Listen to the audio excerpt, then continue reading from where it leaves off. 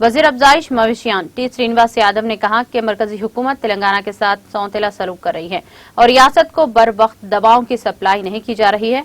उन्होंने मीडिया से बात करते हुए कहा कि वजीर आला के चंद्रशेखर राव और वजीर IT व बल्दी नजबनस के तारक रामाराव की हिदायत पर रियासत में कोविड की सूरत हाल पर टास्क फोर्स कंपनियां मामूल के मुताबिक नजर रखे हुए हैं। उन्होंने कहा कि NGOs के साथ तालमेल के साथ काम किया जा रहा है।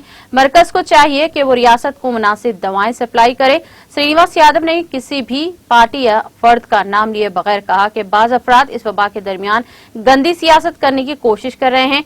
वजीर मौसूफ ने अपोजिशन से ताउन की ख्वाहिश की और कहा कि अगर अपोजिशन ताउन नहीं कर सकती है तो वो मामूल की बुनियाद पर गुमराह कुन तशहीर करने के बजाय घरों तक ही महदूद रहे। गौरव मुख्यमंत्री गाరి ఆదేశానుసారం ఏదైతే కేటీఆర్ గారి ఆధ్వర్యంలో జరిగేటువంటి టాస్క్ ఫోర్స్ కమిటీలో వాళ్ళు రెగ్యులర్ గా మానిటరింగ్ చేసి ఎప్పటికప్పుడు కొన్ని స్వచ్ఛంద సంస్థలతో కూడా మాట్లాడి కేంద్ర ప్రభుత్వంతో కూడా ఎప్పటికప్పుడు మాట్లాడుకొని మనకు రావాల్సినటువంటి క్వాంటిటీ ఏదైతే ఉన్నదో మరి ఎప్పటికప్పుడు మానిటరింగ్ చేస్తున్నారు।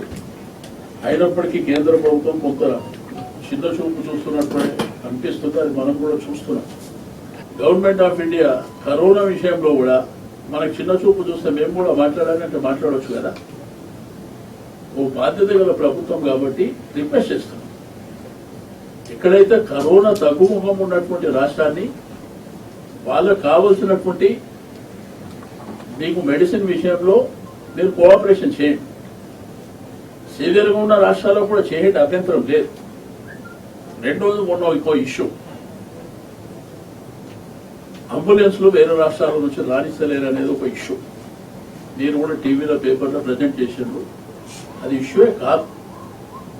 ఎందుకంటే ఏ రాష్ట్రం అయినా లాక్డౌన్ పెట్టినప్పుడు వాళ్ళు జీవోలు అట్లనే ఇస్తారు। ఆ రాష్ట్ర సరిహద్దులు ఏవైతే ఉన్నాయో అవన్నీ బ్లాక్ చేస్తాం అనే ఇస్తారు। ఆంధ్రప్రదేశ్ రాష్ట్రం కూడా మనకంటే ముందే ఇచ్చింది, తమిళనాడు కానీ కర్ణాటక కానీ ఇవేదో ఏ రాష్ట్రాలైనా కానీ దాన్ని ఒక ఇష్యూ కింద తీసి ఏదో వైషమ్యాలు పెట్టాలనేటువంటి ప్రయత్నం చేయడం అది కూడా తప్పు।